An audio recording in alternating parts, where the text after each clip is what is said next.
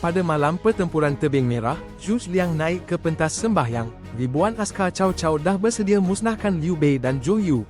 Tiba-tiba, angin bertiup dari timur, angin yang mustahil, mengubah segalanya. Korang rasa ni magis ke? Atau ada rahsia lain?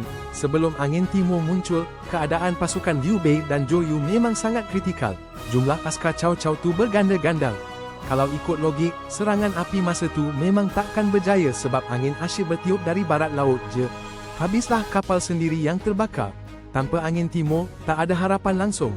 Jadi, macam mana Zhu Liang boleh panggil angin tu? Ada dua teori utama. Pertama, dia memang genius ramal cuaca. Dia faham pola angin bermusim di kawasan tu dan cuma tunggu masa yang sesuai. Kedua, ini mungkin ialah psikologi untuk naikkan semangat tentera sendiri dan menakutkan musuh. Tindakan dia memang legendaris. Kebijaksanaan dia bukan calang-calang. Satu langkah bijak, ubah terus sejarah.